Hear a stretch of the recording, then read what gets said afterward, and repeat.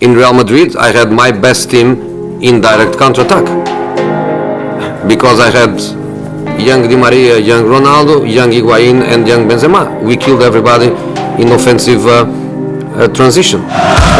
فاز فلورنتينو بيريز بالانتخابات الرئاسية. سوف نرى مورينيو في ريال مدريد يضبط ويهيكل من جديد ريال مدريد، نعرف بالشخصية، بالقوة، بالمهارة، يرجع هيبة ريال مدريد سواء محليا أو في دوري الأبطال أوروبا. لأنه محليا أعتقد في السنوات الأخيرة، آخر سنتين، فريق برشلونة فاز وتحكم وسيطر بطول والعرض على الدوري الإسباني وكذلك الكأس. لماذا عاد اسم جوزي مورينيو إلى السطح مع ريال مدريد؟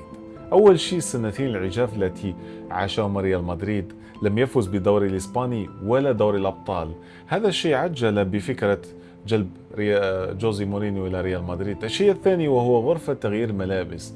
ما رأينا من شجارات ما بين تشواميني وفالفيردي، الاستهتار من مبابي وكذلك عدة لاعبين، كان فيه شرخ كبير جدا ما بين اللاعبين. هو الشيء الذي لم يستطع ألفارو ألبيرو وبإدارته سواء في تغيير الملابس أو على دكة الاحتياط أو على أرضية الميدان. الشخصية لا أعتقد أنه ألفارو ألبيرو لا يمتلك تلك الشخصية القادرة القيادية التي تستطيع أن تقود لاعبين نجوم بحجم نجوم ريال مدريد. هذا الشيء الذي عجل بفكرة جوزي مورينيو. الصفقة مورينيو كان من المفروض أنه يعلن عليها قبل أيام أو قبل أسابيع، لكن المشكلة هي الانتخابات الرئاسية التي تقف ما بين مورينيو، فلورنتينو بيريز وأوريكي ريكيلمي. هذا الشيء الذي ينتظره فلورنتينو بيريز. يعتقد أنه الانتخابات الرئاسية سوف تكون لصالحه، لكن لا أحد يجزم بأن فلورنتينو بيريز سوف يكون هو رئيس القادم. الشيء المنتظر هو أنه في حال ما إذا فاز أوريكي ريكيلمي لن نرى مورينيو أعتقد في ريال مدريد. لماذا مورينيو بالذات؟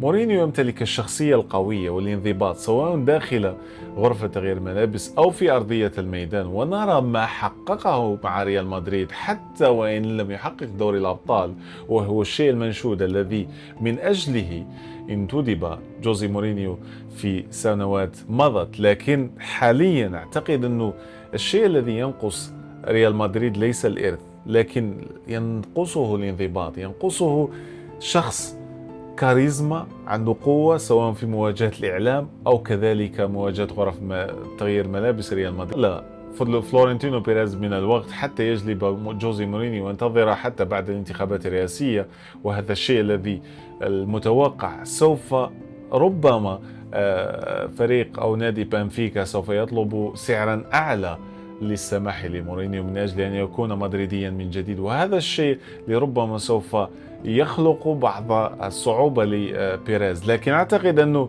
ماليا عودنا فلورنتينو بيريز بأنه أكبر النجوم جلبها ويستطيع الدفع.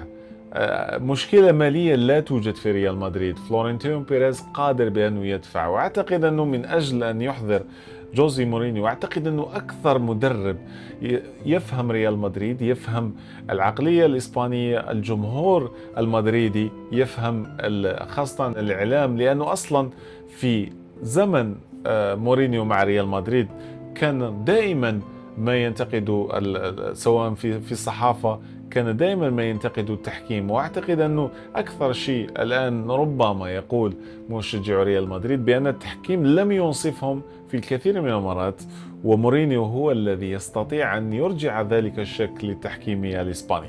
اذا كانت هذه اكثر ربما المعلومات التي نملك. اعتقد انه مجيء مورينيو الى ريال مدريد كرأي شخصي، أعتقد بأنه سوف يعطي الكثير، يعيد الهيبة لريال مدريد سواء محليا أو أوروبيا، وكذلك يفرض الانضباط والسيطرة التي قلنا عليها بالشخصية، بفضل الشخصية القيادية لمورينيو والتأثير على غرف تغيير ملابس، وهو ما يحتاجه ريال مدريد. بعدها يفكر في ربما اللاعبين الذين يجب أن يسرحوا من ريال مدريد، لأنه أعتقد أنه فيها الكثير من اللاعبين الذين انتهى زمنه مع ريال مدريد يجب أن يفكر في لاعبين جدد عندهم تعطش للبطولات ويحترمون وينضبطون مع السياسة الداخلية لريال مدريد.